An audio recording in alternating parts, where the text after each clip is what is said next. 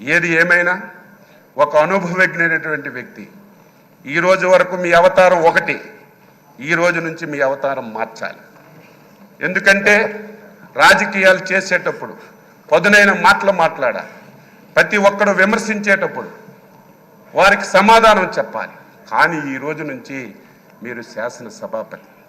నా కోరిక, నా ఆశయం బలహీన వర్గాల తరపున మీకు కోరుతున్నాను. ఈ సభ 2024-29 శాసనసభ మా బలహీన వర్గాలకు చెందినటువంటి చింతకాయల అయ్యన్న పాత్రుడు గారి నాయకత్వంలో ఒక దేశానికి ఒక రోల్ మోడల్గా ఈ సభ ఉండాలి. ఇది ప్రతి ఒక్కరూ చెప్పుకునే విధంగా మనందరం కూడా ప్రవర్తించాలి.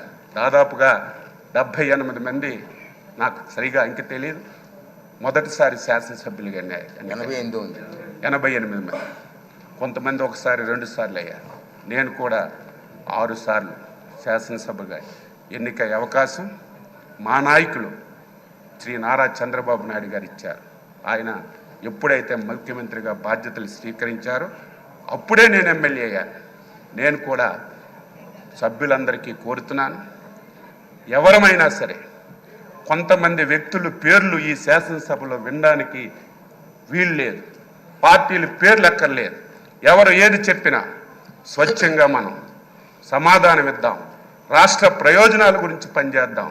ఈ పార్టీ మీద ఒక అచంచలమైన విశ్వాసంతో, ఎన్డీఏ మీద ఒక అచంచలమైనటువంటి ఒక నమ్మకంతో ఒక మ్యాండేట్ ఇచ్చారు.